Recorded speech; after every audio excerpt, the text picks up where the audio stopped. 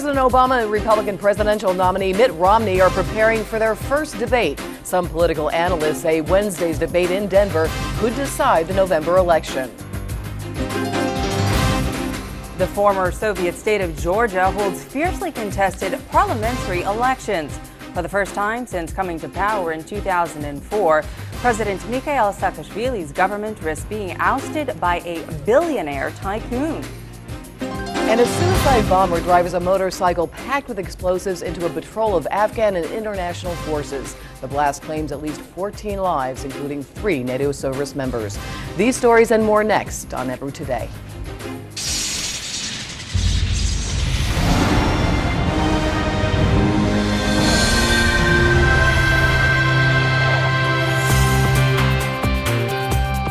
Welcome to Ebru Today, and hello to all of our viewers in Turkey, the United States, Africa, and Europe. I'm Mia Toski. We bring the world to your world. We sure do. I'm Francesca Maxime, in for Brian Jenkins this Monday. Thank you so much for joining us. We do have a lot of political news today, everywhere from the U.S. to Georgia to Venezuela. That's right. Let's begin right here in the U.S. Well, with only 5 weeks before the U.S. presidential election, the two candidates are preparing for their very first debate against one another. Now, analysts on both sides of the political fence are saying this will be a defining moment in the race. However, during a campaign appearance Sunday, President Obama wanted to lower expectations. Our Washington-based correspondent Robin Hamilton has more. Good morning to you, Robin. Hi, good morning, Francesca and Mia. For the past couple of weeks, as President Obama and Romney have been campaigning, both have been throwing jabs at one another. Now, political analysts and the rest of the country, for that matter, want to see how the two will fare against each other. But during the president's appearance in Nevada, he tried to temper those expectations, and in doing so, even gave his opponent a compliment. President Obama made another campaign stop Sunday, this time in the swing state of Nevada, where he drew a crowd of 11,000 people. It is likely his last appearance before Wednesday's debate, the first with his Republican opponent, Mitt Romney. Much has been made about how this debate will affect the two candidates, particularly as President Obama is showing a 51% to 44% lead over Romney in swing states, according to a recent Washington Post poll. Many analysts say this could be a make-or-break moment for the campaign, but the president was trying to lower expectations and even praised his opponent. In a few days, my opponent in this election and I are going to have a debate. I'm looking forward to it. I know folks in the media are speculating already on who's going to have the best zingers. I don't know about that, you know, who's going to put the most points on the board.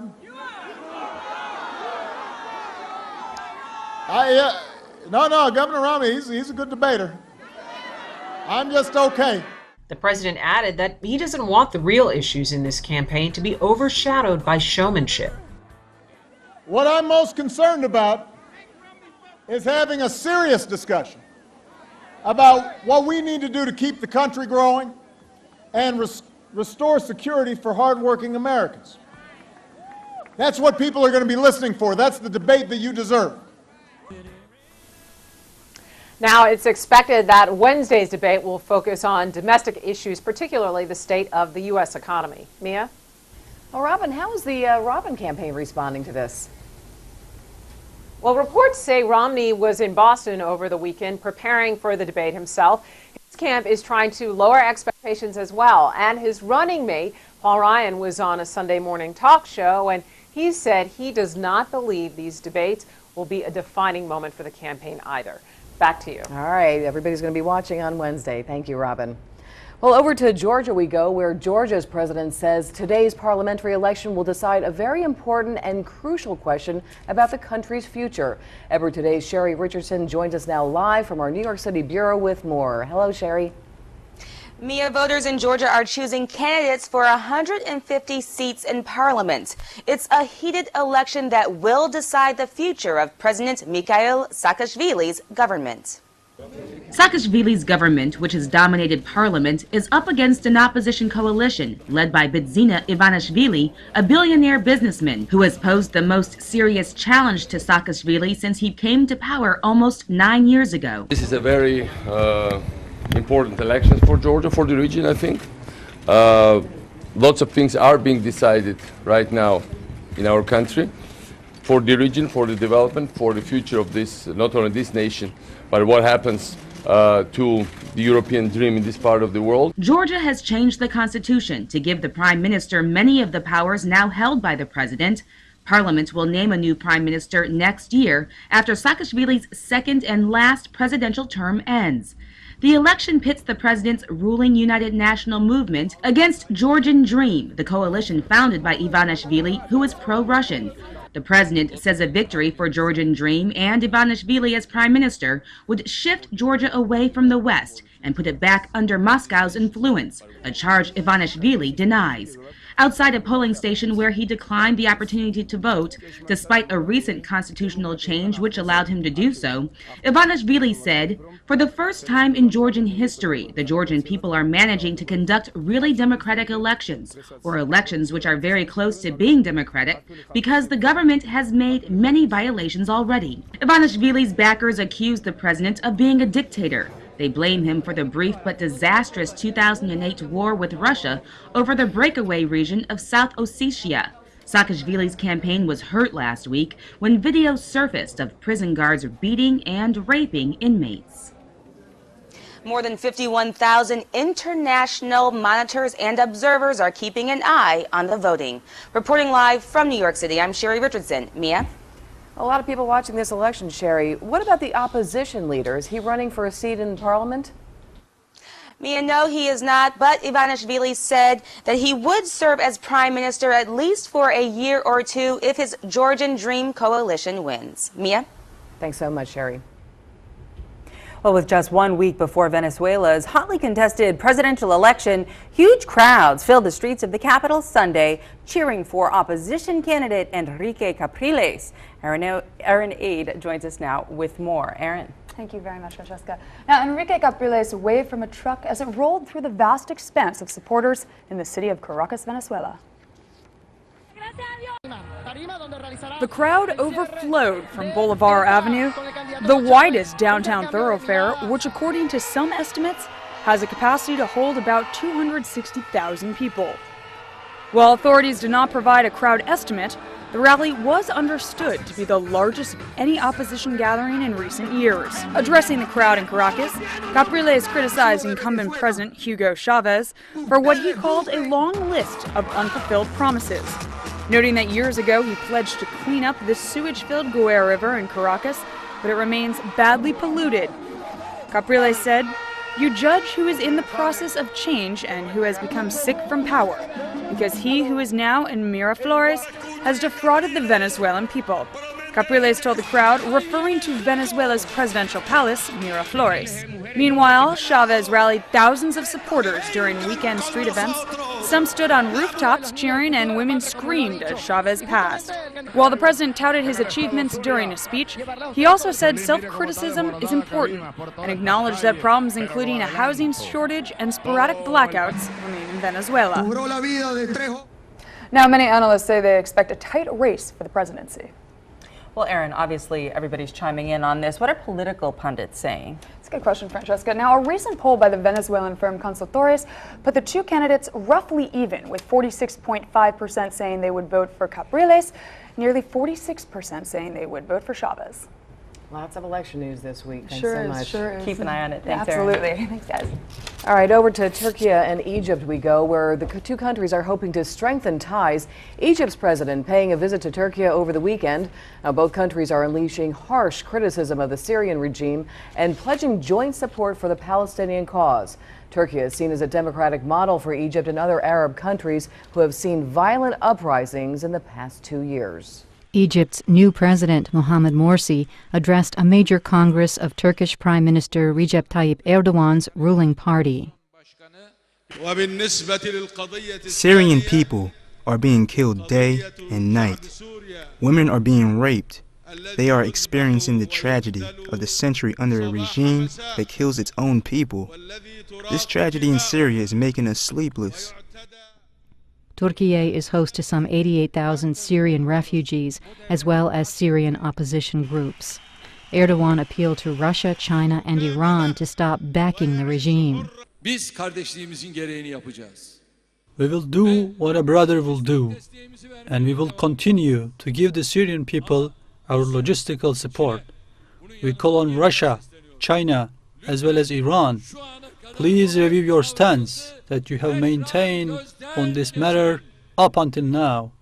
History will not forgive those who stand together with cruel regimes. Syria's 18-month-long conflict resulted in an estimated 35,000 deaths as the world struggles with its course of action. Well, there are more deaths to report in Afghanistan as a suicide bomber kills over a dozen people. A suicide bomber driving a motorcycle packed with explosives rammed his bike into a patrol of Afghan and international forces in eastern Afghanistan, killing at least 14 people, including 3 NATO service members and their translator, according to officials. The dead included 6 civilians and 4 police officers. Dozens of Afghan civilians were also wounded. Dozens were being treated at an area hospital. The bomber struck the group of Afghan police and international troops in Khost, capital of the Eastern Khost province, shortly after they got out of their vehicles to walk through a market area. A Taliban spokesman used text messages to tell the media that they were the group behind the attack.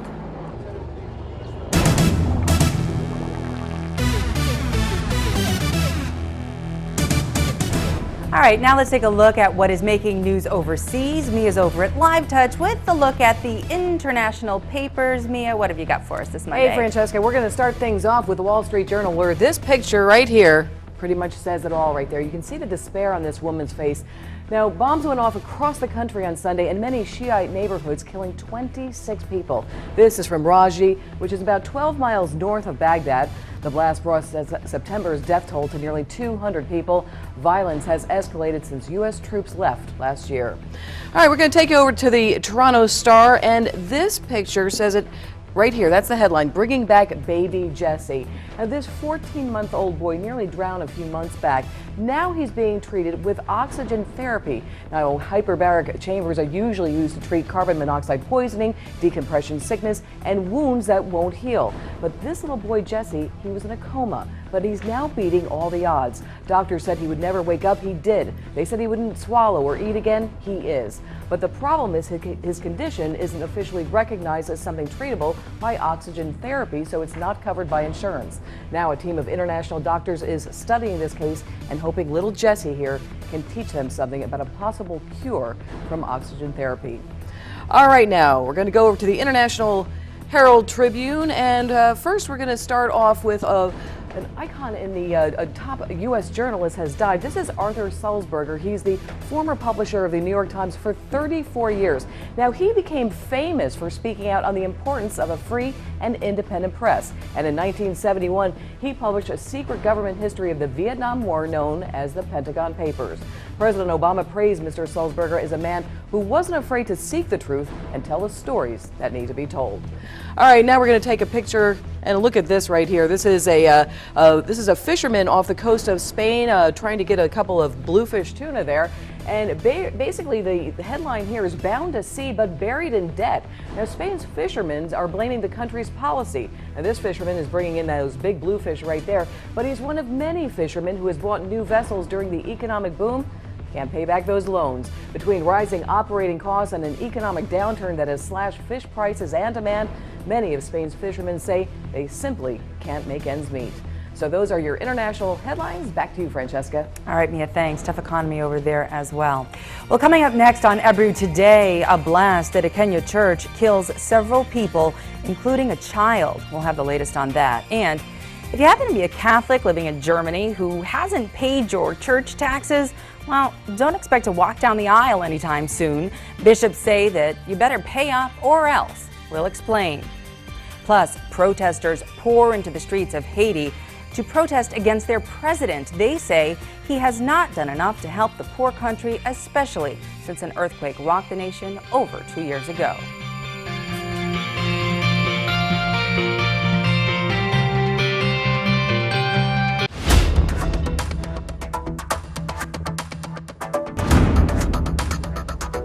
Well, Well, in New York City, I know that we were out. It was a beautiful day yesterday. Absolutely gorgeous. You had a nice weekend and you did a little run. Did a little running, tunnels to the towers, absolutely. 30,000 people from around the world came to New York City. Nice, Mia, holding it up on the exercise front. All right, well, around the globe, though, Matt Locker, he's going to take a look at the weather with Live Touch. Matt, what have you got? Not always so nice overseas. Well, that's where we're going to start, is off of Asia, where we have 3 storms that are catching our eye this morning. Now, the first one does not yet have an eye, and that is just west of the Philippines. It's a strong tropical depression. It is building up. It is tracking right now to the northeast with sustained winds at 34 miles an hour. Now, the big storm was a super typhoon, and it did simmer down as it crossed over Japan and headed out.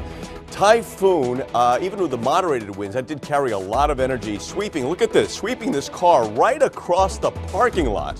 And this storm brought torrential rain and strong wind gusts, left a significant portion of Japan without electricity. This storm has moved out to sea in a northeasterly direction at about 45 miles an hour. And moving across the ocean, we have a new player on the board. This is Maliski right now. The winds clock at 40 miles an hour. It is traveling to the north-northwest, and the current storm tracks will have it pass just off the shore of Japan. But of course, we are keeping our eye on this storm as well. Meanwhile, we want to head on over off the coast of Pakistan, or actually inland, and there's been a lot of ongoing rain there. Thousands of families left homeless by monsoon flooding across the region, and more than 400 people have been killed during this deadly rainy season.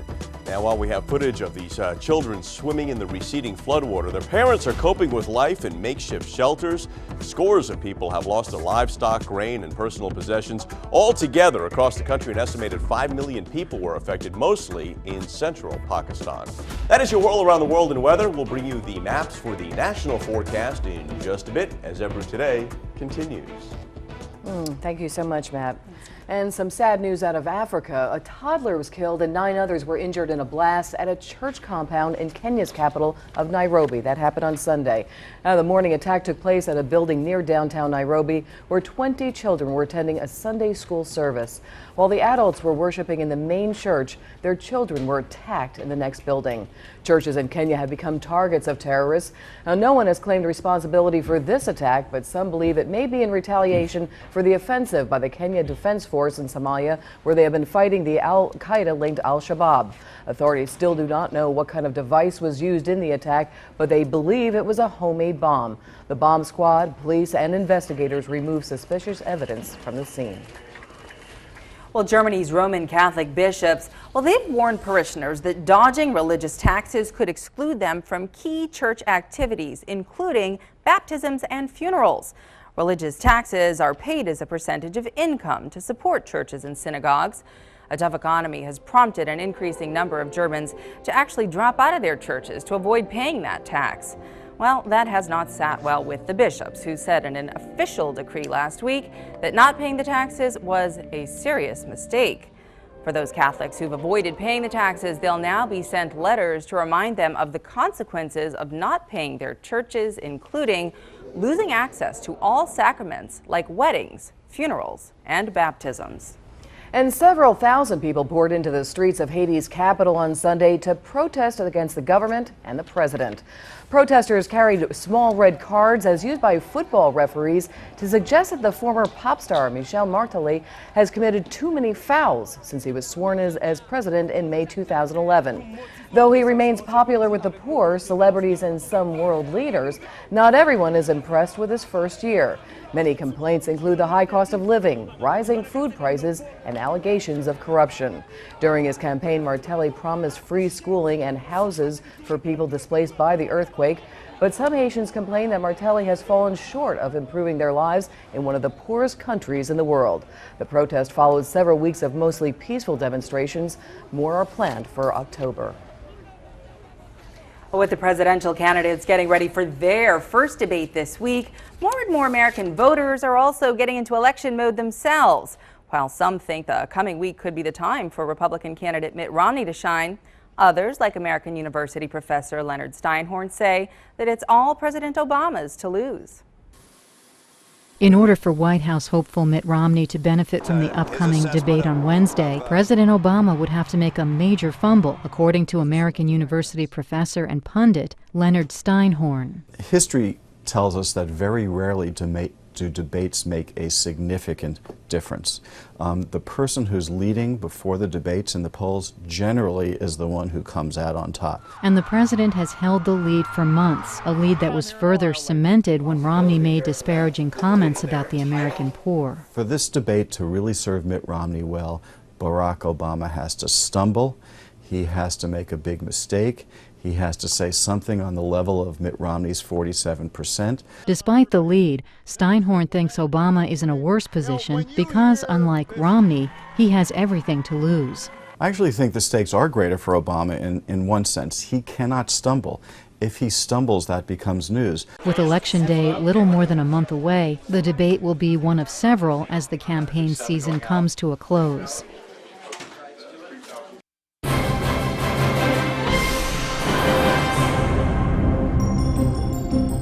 All right, well, now it's time for a look at newspapers all across America. Mia's over at Live Touch with the national headlines. What is making news today, Mia? A pretty disturbing report out of Miami, Francesca. This is where we're going to start. Here's the front page here. The TSA finding more guns at airport security checkpoints. And this right here, take a look at that.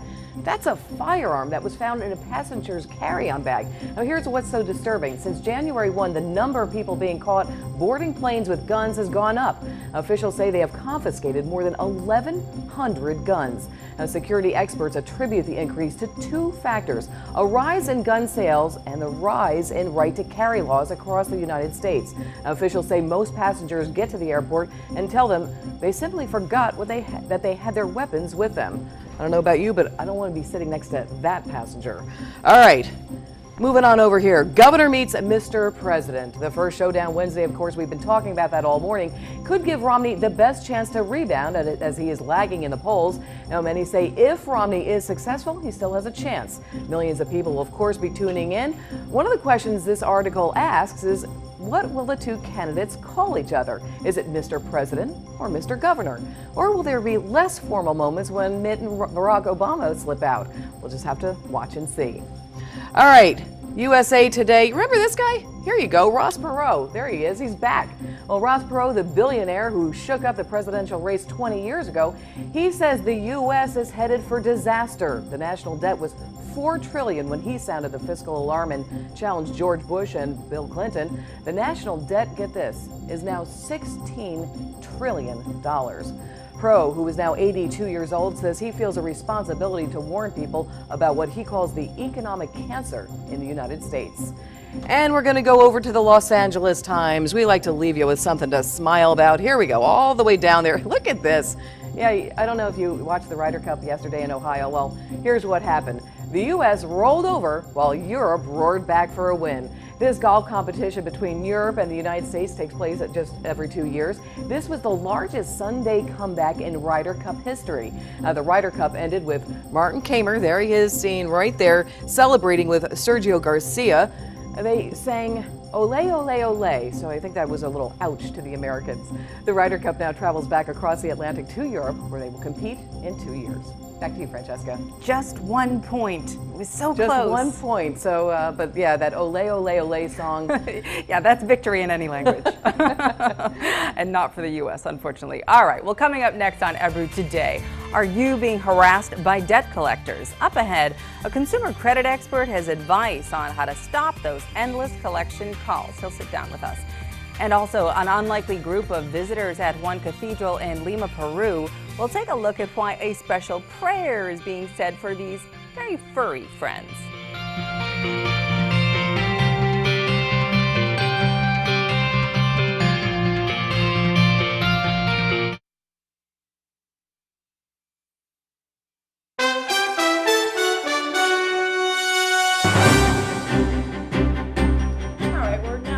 At a quick recap of our top stories for this Monday. Erin Ade joins us with the latest on that. Erin? Thank you, Francesca. President Barack Obama and Republican Mitt Romney are hunkering down for intense preparations ahead of Wednesday's presidential debate in Denver. Obama is huddling with top advisors at a desert Nevada resort. Romney has practice planned in Massachusetts, where he also spent most of the weekend working with his debate team. Polls show Romney trailing Obama in many of the 9 states that will determine the election. The debate gives Romney an opportunity to stem Obama's momentum. Voters head to the polls in Georgia. They're choosing a new parliament in a heated election that will decide the future of President Mikhail Saakashvili's government. Now, for the first time since coming to power in 2004, Saakashvili's government risks being ousted by Georgia's richest man. He is suspected of having close links to the Kremlin. Both sides have promised to respect the results if the election receives an approval of international observers. And Taliban is claiming responsibility for a suicide bombing in eastern Afghanistan that killed at least 14 people, including 3 NATO service members and their translator. Officials say the bomber was driving a motorcycle packed with explosives and rammed it into a patrol of Afghan and international forces this morning. 6 civilians and 4 police officers were killed in the blast, and dozens of Afghan civilians were wounded. Those are just some of the top stories on this Monday, October 1st, 2012. All right, Erin, thank you so much for the headlines. Well, and now here's a 60-second look at some of the other stories that are making headlines around the world this Monday.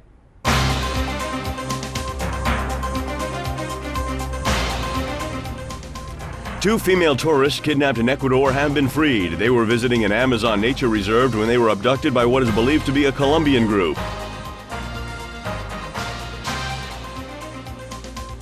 Japanese Prime Minister Noda has reshuffled his cabinet for a 3rd time. The move has been seen as a way to boost public support for his government.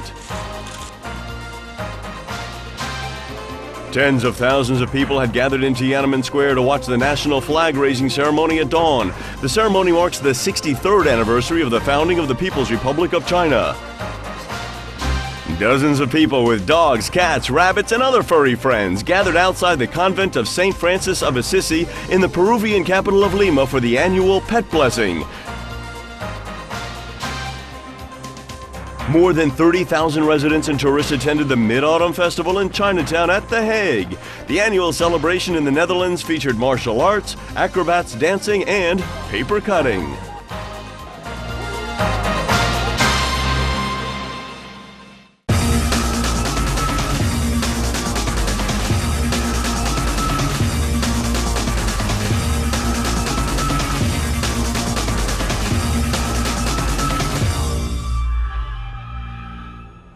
Well, we all know the economy is pretty rough, and it has been for some time. No doubt you're one of the many people who have at times relied on credit cards or loans to help get through some of the tough times.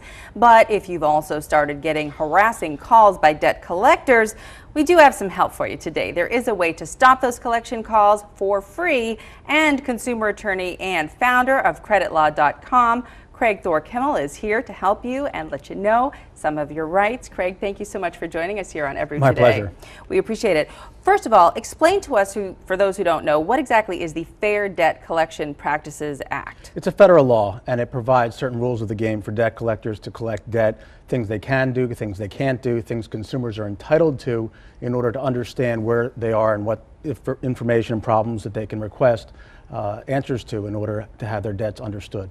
Okay, so what kind of more specific protections does it afford to someone? Basically, I tell people that anything that's uncivil or abusive is forbidden. That's a very basic way of understanding the law. And debt collectors really, unfortunately, have ways to ramp up the feelings of anxiety and anger in having debts collected so that they can get paid, oftentimes without cause, either because the debt is too old or because the consumer is not the correct person that they're trying to reach, or that the debt collector is just being abusive and understands that the consumer doesn't have the opportunity to pay the debt because of money or unemployment, but they continue to call anyway until the debt is paid. How is it that these debt collectors end up getting the debt, purchasing the debt in the first place, and even being the ones to make these calls, often, as you say, to sometimes the wrong person? Well, basically, debt collectors are free agents. They are third parties contacted by the owners of the debt to collect the debt, because the owners of the debt, your credit card company, a bank, mortgage company, isn't in the position of being able to collect it. They've tried and they've failed. Sometimes the debt collectors also buy the debt from the original creditor, so they act as their own beneficiaries to collect the debt. And what happens is they use that information that they get from the creditors to get the consumer to pay the debt, oftentimes not only the debt itself, but extra fees, costs, and unexplained charges at interest rates that are abusive, or debts that are so old that the debt collectors really don't have the right to collect the debt, but they convince the consumer that they do. All right, so first of all, what do they actually need to say to make them legitimate? What are the legitimate questions? And also, you know, when you keep on talking about the debt being too old, do they ever expire? I'm curious about that. There's a statute of limitations in every state for collection of debt. It varies from state to state. You have to understand what state you're in and what the debt collection laws require. However, in most circumstances, a debt collector has to provide information at the consumer's request that helps the consumer understand the nature of the debt, what it's for, who the creditor is, what amount is owed, and if the consumer asks for it in writing, they can get a copy of paperwork to support the claims the debt collector is making. If the debt collector receives that request and doesn't provide that information, it may not collect the debt until it provides that information. Got it. Okay, so is the problem, do you think, rampant? I mean, is it one of the things that, if you've ever gotten one of those calls, I think you know just how rough those people can be on the other end of the phone. Right. Most debt collectors will try in nice ways initially to collect debt. The more angry they are, the more harassing they are, the more likely it is that they don't have the proof that the consumer is entitled to have the debt demonstrated to them. So why is that important? It's important because the consumer who's being yelled at most likely is having their rights violated. Nobody can yell at you. And second of all, the consumer is being yelled at should be very certain that that debt collector doesn't have the proof to collect the debt and probably isn't going to be able to do anything about it. Okay. So the more angry they are, typically, rule of thumb, the consumer has less to worry about. Just hang up the phone, block the number, or actually write a letter to cease and desist. And to the consumer's benefit, or, you know, on behalf of the consumers, can't they seek some kind of monetary damages if they feel as though they've been the victim of undue harassment? There's a number of different things that violate the statute, and if a consumer feels that their rights have been violated, they certainly can visit our website or any other website for consumer lawyers and understand exactly what their rights are, and they can get free representation. If there's a violation of the law, not only is the representation to stop that type of conduct free, but they can get as much as $1,000 for a statutory violation. Plus, if they've lost a job or suffered some other type of loss because of the debt collection tactics, let's say you're getting calls at the job and the employer says, you know what, we've had it with you, we're not going to let your calls come here anymore, you're fired. That type of damage is called an actual damage, and the consumer can get whatever the damages are from the debt collector arising from that conduct.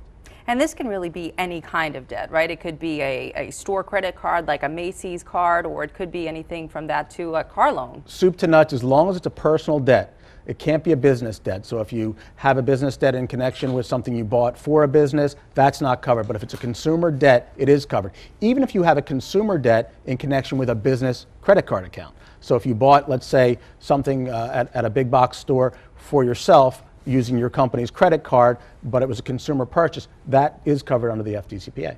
All right. Well, Craig Kimmel, thank you so much for joining us today on Ebru Today. We will have this information up on our website, ebrutoday.com, to make sure to link back so that people can get this information to stop those nasty phone calls. Thank you very much. Thanks for joining us.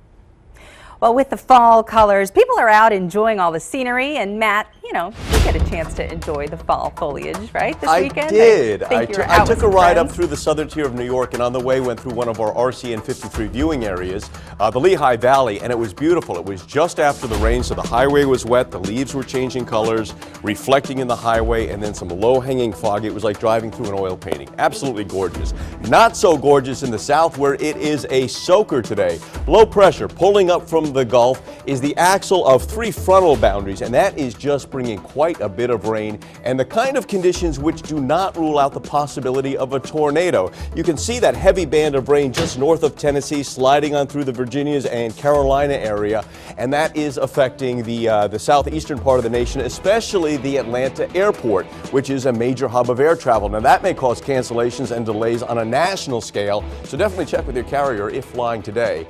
Another low holds some rain over New England. That'll probably stay pretty much in that area. The northeastern states, New York, New Jersey, and Connecticut, clear for today until the system slides up from the south, and that brings an increase in clouds overnight, warmer overnight temperatures, then rain tomorrow. A weak cold front sweeping in through the northern plains, windy and cooler, and a hot day in the old LA. Temperatures getting up to 100. That's a look at the national weather, and now back to the desk for more of Ebru Today. All right, Matt, thanks so much. 100 degrees. Still ahead on Ebru Today. Turns out Obama versus Romney is not the only presidential race playing out. We're going to take a look at another contest in the nation's capital that has fans crying foul. And did you know that your home may not be quite as safe as you thought? Up ahead, an expert gives us some tips on how to stay protected from toxins.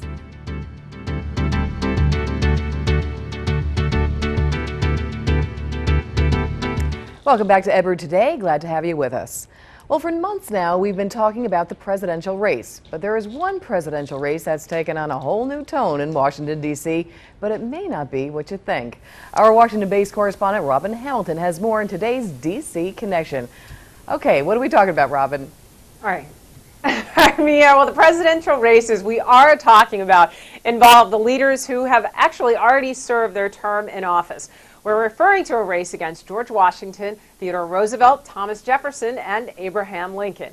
Now, let me explain. The Washington Nationals is the name of the district's baseball team.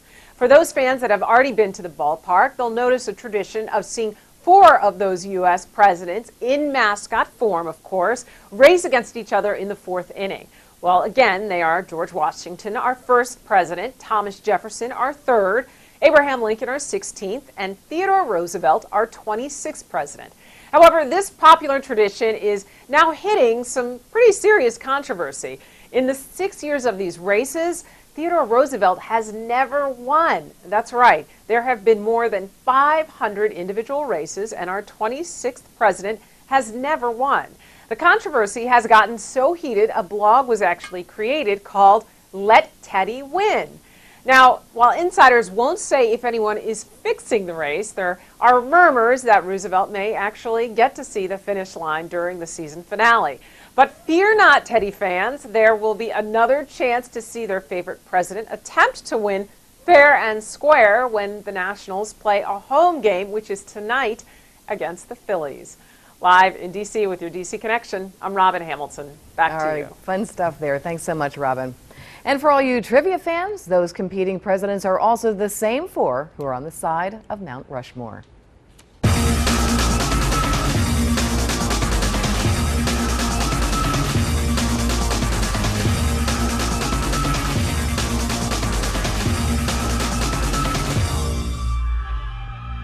Many of us have done a detox in order to eliminate internal toxins from our body, but how many of us do anything about the toxins in our own homes? With us today is Megan McWilliams. She's a radio show host with Green Divas, and she's here to talk to us about creating a greener home. And thank you for joining us here at Edward Good morning, today. Mia. So All right. glad to be here. Let's talk about keeping the home clean. Everybody thinks that you're using products that you buy in the store, but actually some of these may be harmful. Well, you know, first of all, what surprised me is that the FDA ranks indoor air pollution as among the top 5 environmental dangers. And, you know, in terms of toxins, I think we tend to forget. Most households have 3 to 25 gallons of toxic materials in their house, and most of them are cleaning products. Well, name some of the products that might be considered harmful. Well, for instance, most toilet bowl cleaners have chlorinated. I have to look at my chlorinated phenols, right? I mean, I can't even pronounce these things. And why they're are they toxic. bad? They're toxic to the respiratory system and the nervous system. Wow. Eeks. Yeah. And you know, I mean, if you're like me, I don't always grab my gloves. I just grab a sponge and go. So we don't necessarily think about it. But there are things like butyl cellusolve, which is in all-purpose cleaners, window cleaners, and a lot of the grease degreasers in our kitchen sprays. And why is that bad? It damages bone marrow, kidneys, liver, and the nervous system. So that's And kind of scary. The FDA says that these are okay. You can actually buy them in the store. Okay. Well, we were talking earlier, and one of the things that I use a lot of the time is ketchup on my copper pans. I never heard that one. Yeah. I love it. I'm going to have to try that. But there's other things like toothpaste for silver, for silver, and other things like that. What else can we do in the home to make things a little bit safer? Well, there's a surprising amount of things you can do with things that you probably have in your kitchen, pantry already. Okay. If you have white vinegar, if you have water, most of us have that. Lemon juice, some vegetable oil or mineral oil, baking soda. All right, let's go down the list. Let's go with the vinegar and water. Window cleaner, glass cleaner. And wow. Sometimes you can use a little bit of citrus essential oil, and that helps also. So if I want to do that, we don't want to say no more Windex, but we'll say go with the alternative, go with the greener. Well, it's just as effective, and it's a lot less money, and A lot less money. A lot less toxic. Yeah, vinegar too. is very, very inexpensive. Yeah, right. Okay, let's talk about the citrus. You said something about lemons, limes. What about that? You can make furniture polish with lemon juice. Furniture polish? Furniture polish, you know, for your wood furniture, with lemon juice and either mineral oil or vegetable oil. No kidding. Okay, so I gave you the ketchup for the copper pans, and you gave me that one. Now let's talk about also, we were talking about some of the different things, like when you're coming into your house, taking off your shoes. Yeah, I think that we tend to forget that when we're out walking around in the world, there's a lot of dirt and things we're walking in that may seem innocuous on the bottom of your shoes, but you don't want to track them into your house. And if we also do that, we also encourage people to have floor mats and things like that to keep out the toxins. How many toxins actually can get into the house? You know, I read something that, and I've read it a couple of times, approximately 17,000, and now this is just about cleaning solutions. I really don't know about all the other stuff. But approximately 17,000 chemicals are used in most of the cleaning products. No kidding. That we use. And wait, here, this is the scary part. Only 30% of those chemicals are tested for human health and effects on the environment. Wow. So it's not just necessarily about us. Because all these things go down the drains and they go into the ecosystem, and they're finding that animals, a lot of these chemicals are considered endocrine inhibitors or endocrine disruptors, so they have an effect on the genetic systems, which has an effect on the ecosystems. Okay. Which, you know, and believe me, if it's affecting the ecosystem, it's affecting us. Let's talk about some of these plants that you got here. Okay. I was so surprised to find out that NASA did extensive studies in the 80s about houseplants, little common houseplants. I'm making a mess on Well, we know they're healthy. Well, they look pretty. Yeah, and this one, of course, aloe, you can, you know, it's good for cuts and burns. But what they found out, and they were looking for ways to clean indoor air, you know, quality naturally. And they were looking to resolve 3 primary worst offending chemicals, which would be benzene, formaldehyde, and trichloroethylene. I said it yet. Which are the top offenders there in most building materials, cleaning solutions, and adhesives, and varnishes. So anyway, this little guy here, this little, and luckily, almost all the ones that they mention are the hard to kill kind. Okay. Low maintenance. But this little guy here? This little guy here cleans formaldehyde out of the air. Wow. Filters formaldehyde. And that's just a regular fern? This is a spider plant. A spider plant, pardon me. Pretty hard to kill, makes babies. Wow. And this little guy... And that cleans formaldehyde. Cleans out Amazing. formaldehyde. So, I don't know the answer to how many you need to clean depending on what you have in your house. But, when I was thinking about this topic, in the wintertime, we lock ourselves in and we seal everything so we save energy. And now we're a little pressed on time, so we want to get to this guy here. Okay. Well, that's an aloe plant, which you can literally pick a piece off and use it for cuts and burns, so that's great. But it also filters out formaldehyde and benzene out of the house. So. All right, so get some aloe plants and some spider plants in your house. That's probably some good ideas.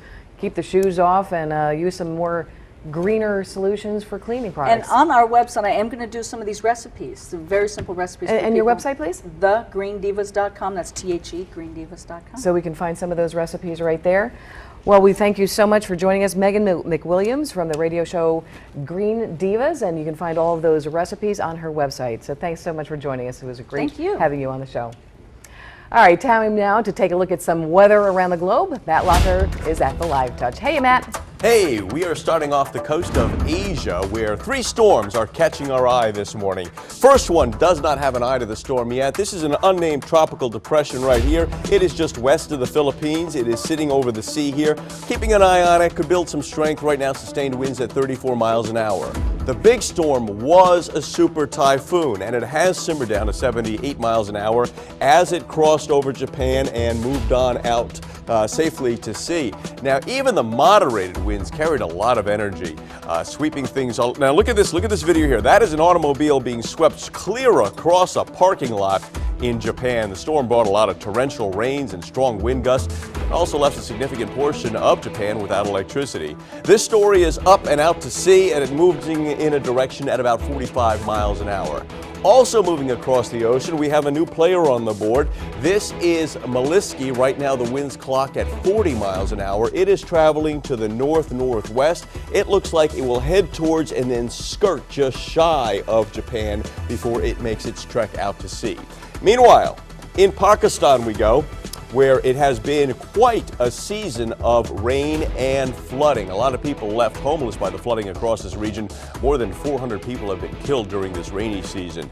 Now, there were children swimming, and that's in the receding flood waters. They're making the best out of it. However, parents are coping with life in makeshift shelters. Scores of people have lost their livestock, their grain, personal possessions. Altogether, we're talking about an estimated 5 million people affected, mostly in central Pakistan. And that is your whirl around the world in weather. We'll update the national forecast in just a little bit as Ever Today continues. Heartbreaking pictures from there, Matt. Very, very sad to see that. All right, still ahead on Ebru Today, the countdown has begun for the first presidential debate of the season. We'll take a look at what President Obama and rival Mitt Romney are doing to bring their A-game to Denver. And 3 NATO service members are dead in Afghanistan. We'll have the latest on the Taliban's suicide attack. We'll be right back.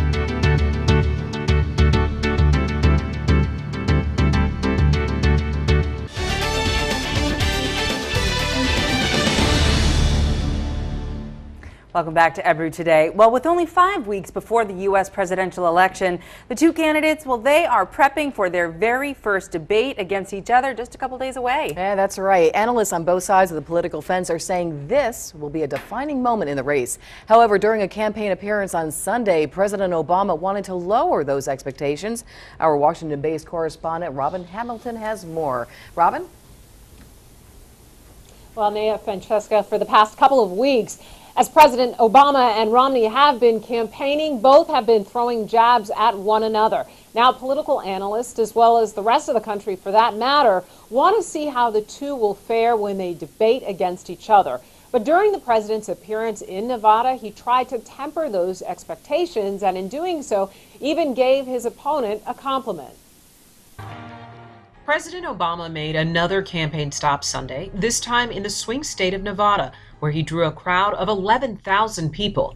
It is likely his last appearance before Wednesday's debate, the first with his Republican opponent, Mitt Romney. Much has been made about how this debate will affect the two candidates, particularly as President Obama is showing a 51% to 44% lead over Romney in swing states, according to a recent Washington Post poll. Many analysts say this could be a make-or-break moment for the campaign, but the president was trying to lower expectations and even praised his opponent. In a few days, my opponent in this election and I are going to have a debate. I'm looking forward to it. I know folks in the media are speculating already on who's going to have the best zingers.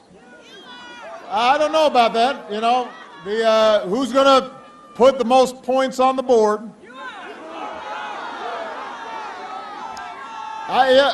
No, Governor Romney, he's a good debater. I'm just okay. The president added that he doesn't want the real issues in this campaign to be overshadowed by showmanship.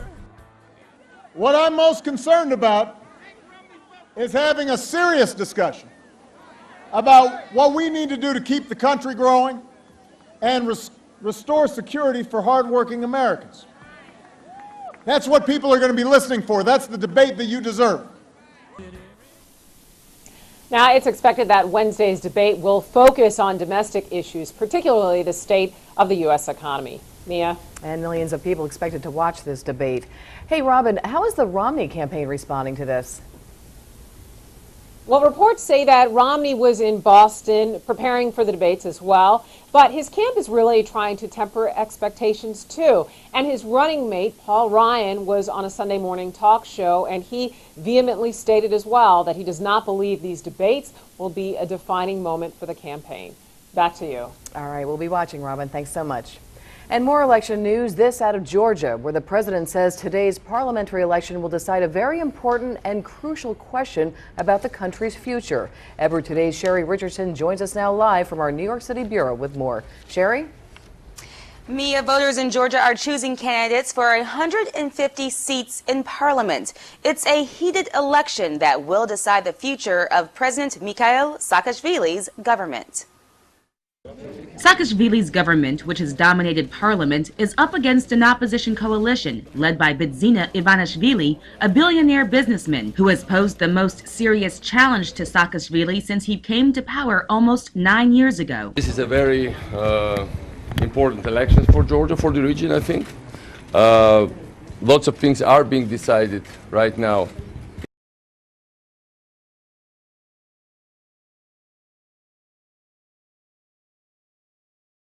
The European dream in this. Traveling to Las Vegas, Nevada to gamble? Well, you might be right, but there are a lot of people who head to the Sin City to shoot a gun. Check this out.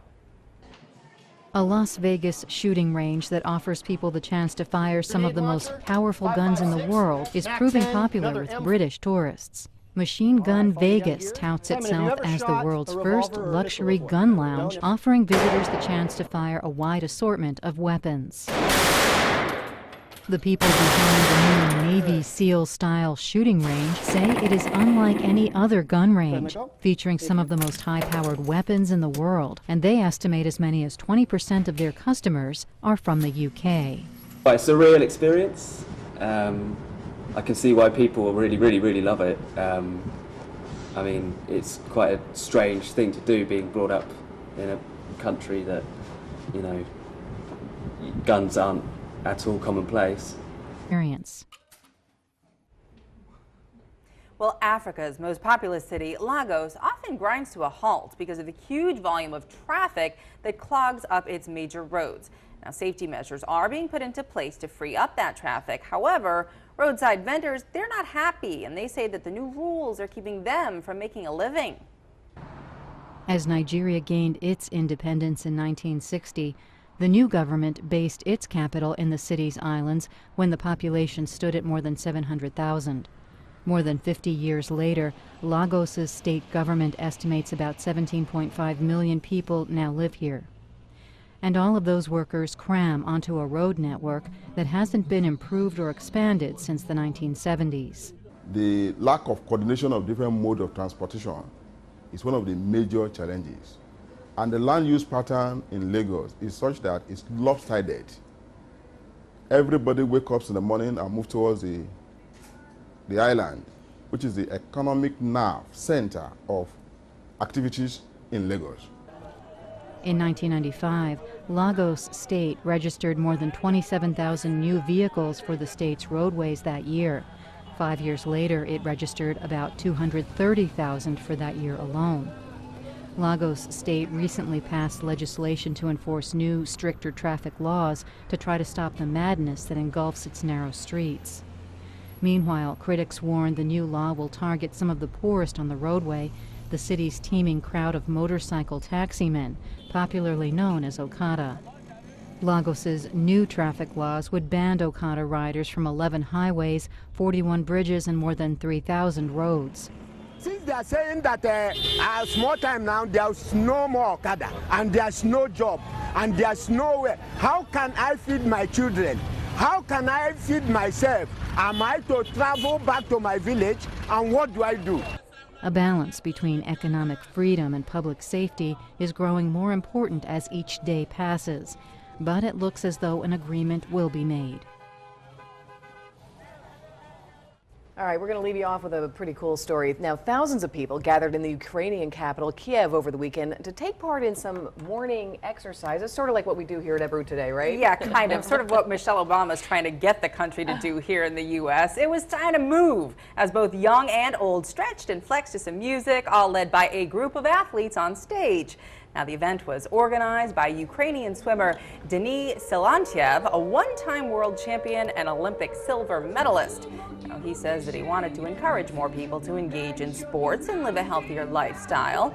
A preliminary count suggested around 14,000 people had taken part in the mass exercise routine. Here they are, doing it up. The previous record set for a mass exercise event, I didn't know there was a previous record, was apparently 8,000 people, but that one was down in Mexico. 14,000. I was pretty happy when we got like Matt Locker, you know, to start exercising in the morning with us, you know. Every little bit counts. You've got to get those 10,000 steps in every day, right? All right, you know who else was exercising though? Who?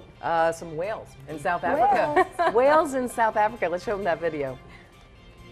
All right, well, thanks everybody for watching Ebru Today. We're going to leave you with that whale video. I'm Francesca Maxime in for Brian and Aaron, for Matt, for everybody here at Ebru Today. Thanks for watching. We'll be back again tomorrow. Bye-bye. Bye.